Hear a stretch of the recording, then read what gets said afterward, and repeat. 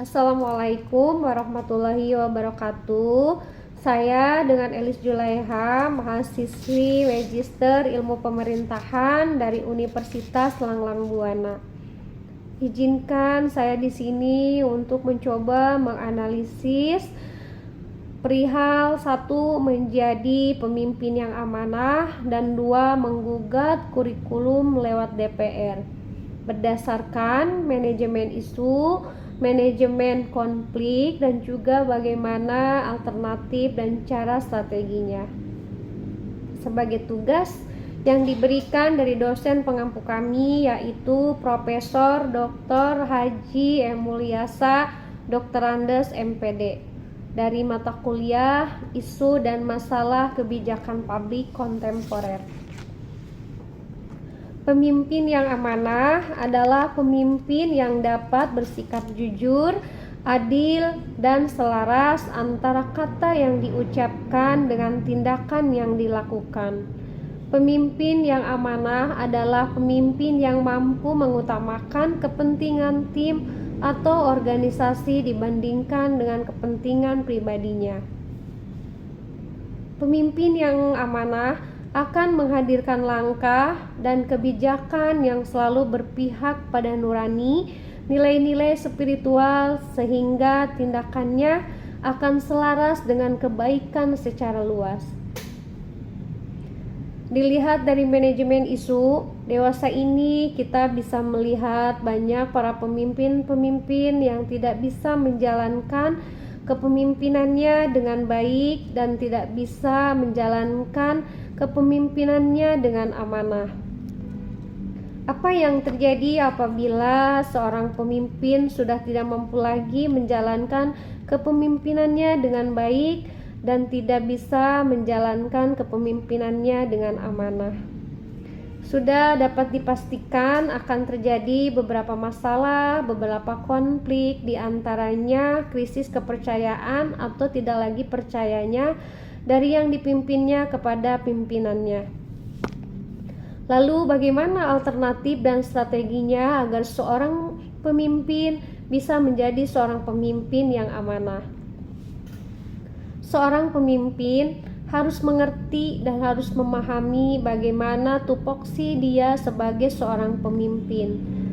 Dia harus menjalankan tugas pokok dan fungsinya sebagai seorang pemimpin. Seorang pemimpin juga harus memiliki manajemen yang baik. Dan sebagaimana kita ketahui bahwa apabila kita berbicara tentang manajemen dalam bidang apapun, maka kita akan diingatkan kembali kepada apa yang dikemukakan oleh teorinya Terry, yaitu tentang POAC, POAC, yaitu dalam manajemen harus adanya planning, organizing, actuating, dan controlling. Dan semua itu harus dikuasai oleh seorang pemimpin agar bisa melaksanakan kepemimpinannya dengan baik dan juga bisa melaksanakan kepemimpinannya dengan amanah. Bagaimana caranya agar bisa terwujud kepemimpinan yang amanah? Seorang pemimpin harus dapat melakukan perencanaan dengan baik, harus bisa mengorganisasikan organisasinya dengan benar, dan melaksanakan perencanaan atau melaksanakan apa-apa yang direncanakan. Dan apa yang terpenting adalah bagaimana merealisasikan apa-apa yang sudah direncanakan. Jangan sampai menyimpang dari apa-apa yang sudah direncanakan. Seorang pemimpin juga harus mampu mengevaluasi, mampu menilai apa-apa yang telah dilaksanakannya, yang telah direncanakannya, dan diorganisasikannya. Apa yang dilakukannya itu dilaksanakan sesuai dengan rencana dan dievaluasi secara terus-menerus untuk memperoleh masukan-masukan dari apa yang telah dilaksanakannya, agar terjadi peningkatan yang berkesinambungan, sehingga terjadi continuous quality improvement, yaitu peningkatan secara berkesinambungan dan bertahap. Seorang pemimpin juga harus mampu dan mempunyai kompetensi sosial, yaitu seorang pemimpin harus dapat memberikan manfaat kepada masyarakat di sekitar lingkungannya. Di sini saya juga akan mencoba menganalisis dari perihal menggugat kurikulum lewat DPR. Lewat ini kita bisa melihat bahwa di masyarakat terjadi khususnya di bidang pendidikan terjadinya kebingungan dan kebimbangan juga kegamangan tentang masalah kurikulum. Saya di sini akan menganalisis bagaimana agar kurikulum yang berjalan tidak menjadi suatu pro dan kontra.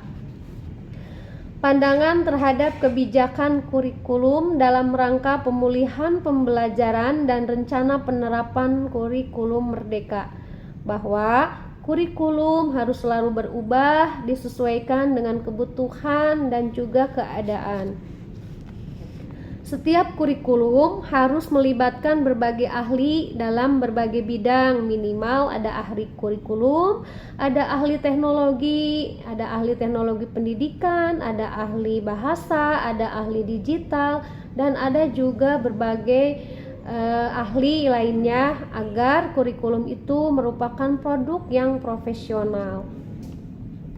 Setiap perubahan kurikulum harus ada pembagian tugas yang jelas secara proporsional dan profesional.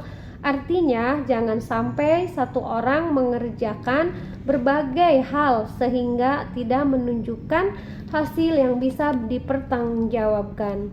Bagaimana caranya agar perubahan kurikulum itu bisa menghasilkan sinergistik efek yang dapat dipertanggungjawabkan serta menunjukkan suatu produk-produk kolaborasi yang profesional.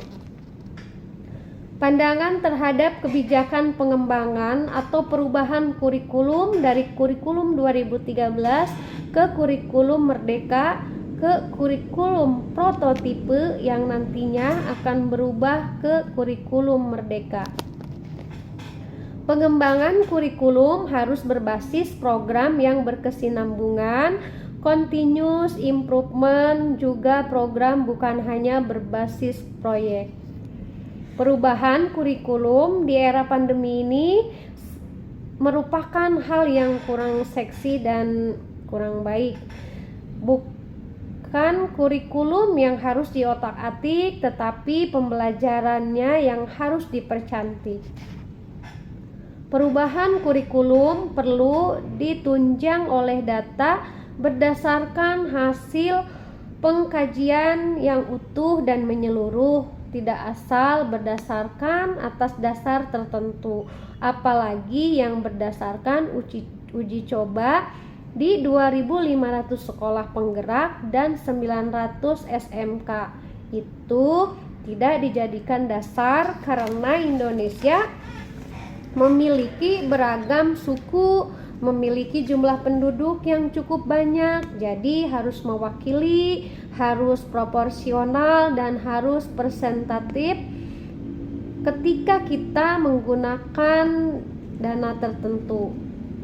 Perubahan kurikulum prototipe menimbulkan keberagaman dan kegamangan, bahwa dengan adanya 3 kurikulum sekaligus menyulitkan untuk mendapatkan data yang real, utuh dan menyeluruh tentang bagaimana kualitas pendidikan, karena akan sulit membedakan kurikulum yang mana yang paling baik di antara ketiga kurikulum itu. Kurikulum prototipe merupakan opsi tambahan yang perlu dipertanyakan efisiensi dan efektivitasnya. Kenapa pemerintah tidak berani menetapkan satu kurikulum saja sebagai kurikulum generik yang lebih efektif dan efisien dalam monitoring maupun dalam evaluasi dalam dalam penjaminan mutu. Kurikulum prototipe sebaiknya jangan jadi parasit Artinya tumbuh di antara kurikulum-kurikulum yang lain. Dalam hal ini adalah tumbuh di antara kurikulum-kurikulum yang lain dan berkembang juga tumbuh dari kurikulum 2013. Dia tumbuh tapi mematikan kurikulum 2013, tetapi juga pula menjadikan kurikulum yang tanpa arah. Pandangan terhadap efektivitas penerapan kurikulum dalam pemulihan pembelajaran adalah corona telah merubah segalanya dan pandemi telah menghadirkan ketidakpastian. Kurikulum hanyalah salah satu dari sekian faktor yang berpengaruh terhadap kualitas pendidikan.